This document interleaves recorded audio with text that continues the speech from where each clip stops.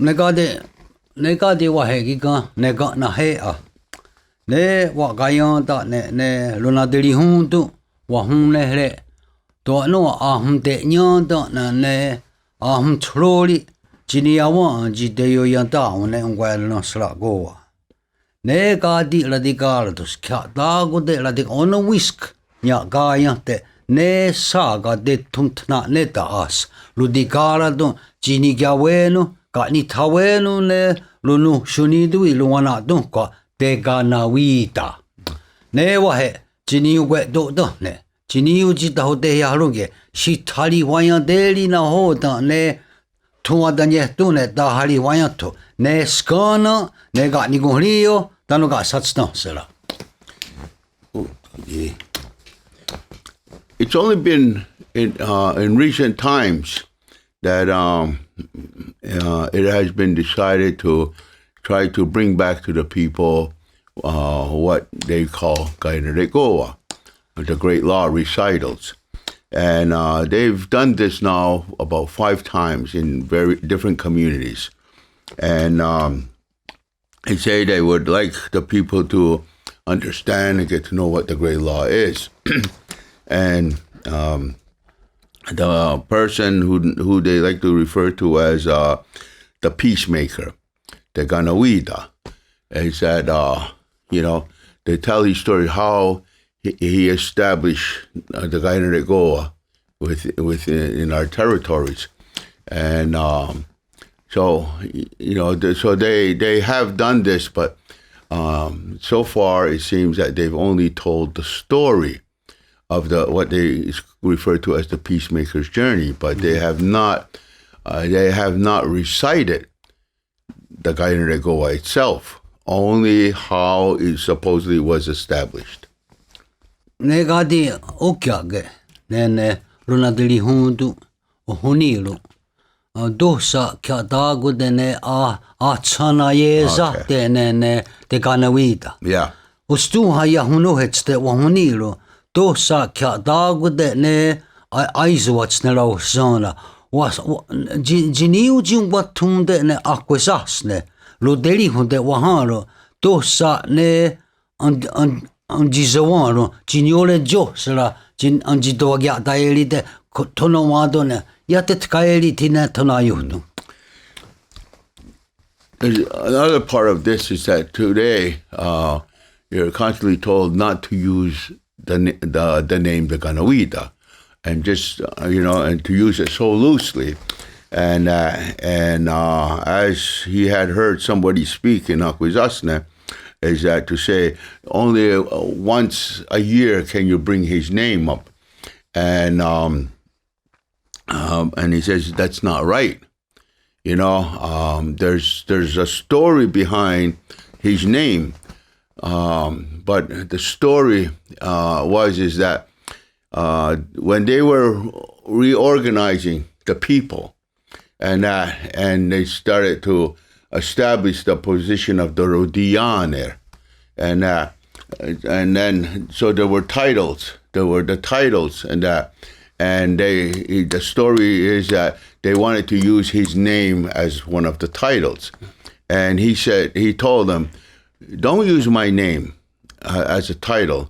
He says, because you might possibly elevate whoever holds that title. You'll elevate them above all the others, and he says, and he cannot be that way.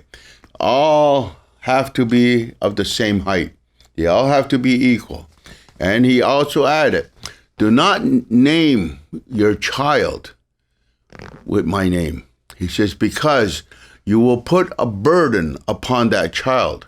And if that child cannot fulfill your expectations of him having that name, by putting this burden on this child, you will harm the mind of that child because he can't live up to that name. And I said, so those are the 2 things not to do. But he didn't say, don't ever mention my name, don't ever use the name or anything like that. That was not what the purpose was. See,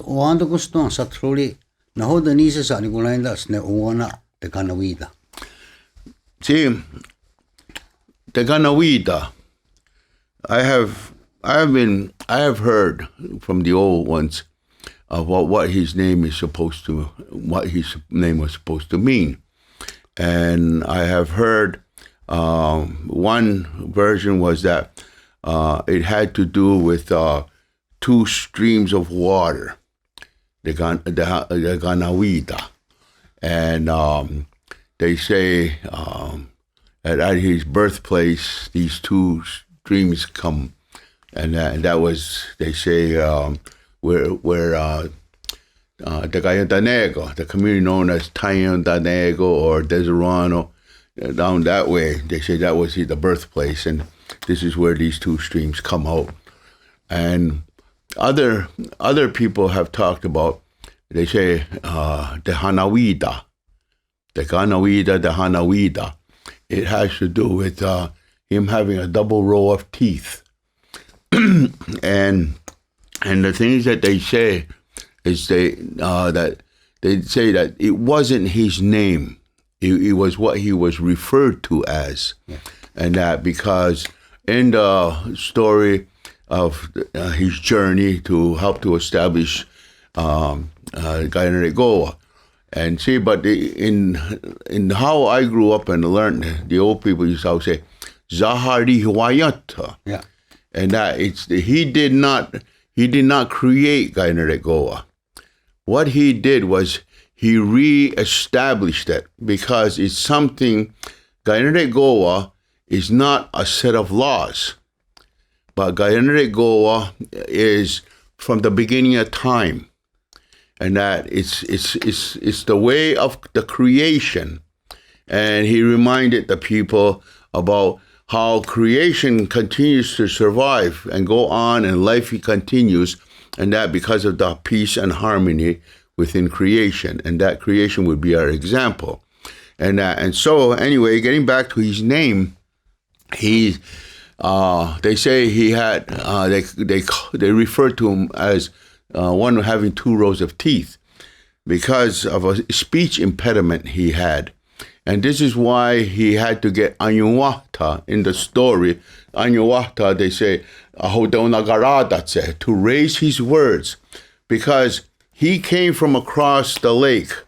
And people say he was of Huron birth and all this. But it doesn't matter whether he was of Huron birth or if he was of Mohawk birth or if he was Onondaga or Cayuga or whatever. The thing is that we all spoke the same language. We all had Yowonagayu. And so when he came across the lake, he speaks the exact same language as Anyuwata. But the thing is that the only reason Anyuwata became the interpreter, and that was because it was hard to understand the Ganawida because of the speech impediment. And it would be difficult for people to understand him. And the message they had was very important. And so this is why Anyuwata would deliver the message, because he had come to understand the Ganawida because they spent a long time together talking about these things. And so he now understood him. It's not any different than sometimes you hear a child speak, and you have a hard time to understand that child. But you ask the mother, and she'll say, oh, he said this or he said that, because she's so familiar with his way of speech. Well, this is the situation that happened according to what I was told, is that this is how it happened that Anyuwata could understand him.